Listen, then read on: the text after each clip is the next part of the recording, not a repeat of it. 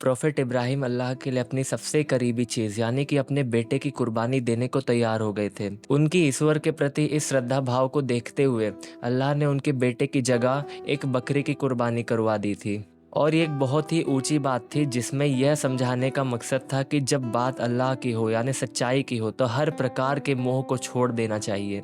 लेकिन आज हम इसी बात का हवाला देते हुए न जाने कितने सारे बेज़ुबान जानवरों की हत्या करते आ रहे हैं।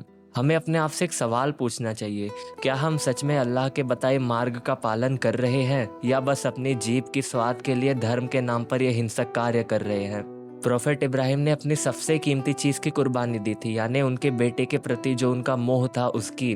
लेकिन क्या हम जो चीज़ें अपने लिए अर्थपूर्ण समझते हैं उनकी कुर्बानी देने को तैयार हैं? क्या हम तैयार हैं अपने स्वार्थ, अपनी अंधी कामनाओं, अपनी नफ़रतों और अपनी बुरी आदतों की कुर्बानी देने के लिए? नहीं, बल्कि इसके बजाय हम अपने अंदर के शैतान को और बढ़ाने के लिए ये एक अच्छा तरीका पकड़ लिए हैं। कुरान की शुरुआत ही इन शब्दों से होती है, अल्लाह के नाम से जो अत्यंत कृपाशील है और सब पर रहम करने वाले हैं। तो ज़रा आप खुद सोचिए, जो सब पर दयावान है, जो सब पर अपनी कृपा रखते हैं, क्या जब हम उन्हीं के बनाए गए बच्चों को मारेंगे तो क्या इससे वो खुश होंगे? इस्लाम का और कुरान का संदेश ही है प्यार का, शांति का, पवित्रता का और ईश्वर के प्रति समर्पण का। तो यहाँ पर किसी की हत्या करने का सवाल ही नहीं उठता। ये तो ऐसी चीज़ें हैं जो धर्म के कोर टीचिंग्स का ही विरोध कर रही हैं। ये जो इतने सालों से धर्म के नाम पर बेचारे जानवरों की जान लेने की एक परंपरा चलती आ रही, ये अब रुकनी चाहिए। क्योंकि एक जानवर को मारकर आप भी कभी खुशी से और चैन से नहीं रह पाएंगे।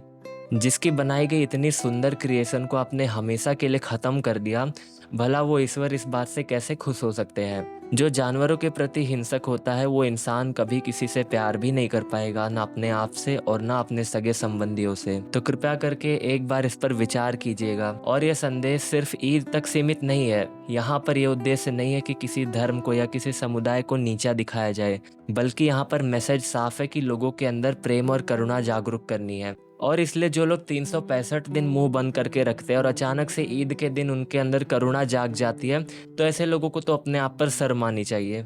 आप सभी से एक हम्बल रिक्वेस्ट है कि एक बार इस पर सोचिएगा, क्योंकि जीने का हक उनका भी उतना ही है जितना कि हमें है, और जो हमारा पालनहार है वही उनका भी है।